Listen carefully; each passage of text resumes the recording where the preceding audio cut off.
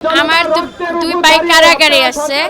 আমাদের দুই ভাইয়া কিছু জানে আপনার। আমাদের একটা দাবি, আমাদের ভাইয়ারা সাজা হয়ে গেছে, আমাদের মুক্তি হয়ে গেছে, আমাদের বিডিআর ভাইয়ারা ছাড়তেছে না। কি কারণে বিডিআররা ছাড়া পাইতেছে না? আমাদের একটা দাবি, আমাদের জেল মুক্তি চাই।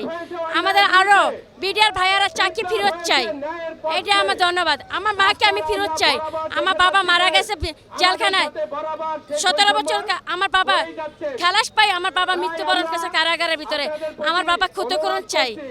আমার দুই ভাই কারাগারে, আজকে দুটা ভাইয়ের একটা বোন হইয়া আজকে আমার ভাইয়েরা কোনো অন্যায়ভাবে জেলখানায় আছে। চাকরি বেশি দিন না, চাকরি অল্প দিনের চাকরি কারাগারে বুক করতেছে। আমার ভাই এখন অসুস্থ হয়ে আজকে মেডিকেলে অসুস্থ ভর্তি আছে। আমাদের একটা জেল মুক্তি চাই।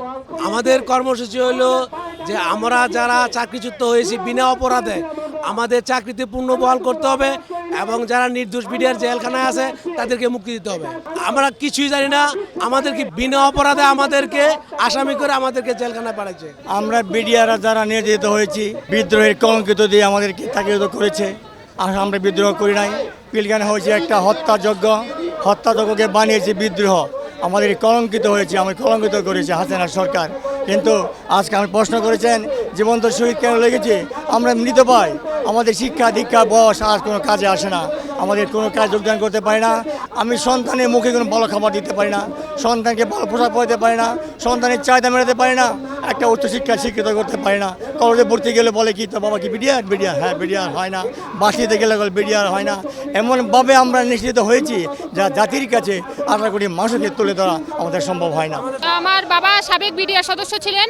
উনার বিডিআর আইনে 7 বছর জেল হয়। জেলখানাতে থাকা অবস্থায় ক্যান্সার রোগে আক্রান্ত হয় এবং সেখানে সুচিকিৎসা না পাওয়ার কারণে বাসায় এসে সে বেশি দিন বাঁচে নাই। 22 সালে সে মারা যায়। আমি এখানে একজন সাবেক বিডিআর সন্তান হিসেবে এসেছি। আমি আমার বাবার ন্যায্য দাবি এবং আমার বাবাকে যে বিদ্রোহী ট্যাগ লাগানো হয়েছে এই ট্যাগ থেকে আমি মুক্তি পেতে আমি এখানে অবস্থান করতেছি।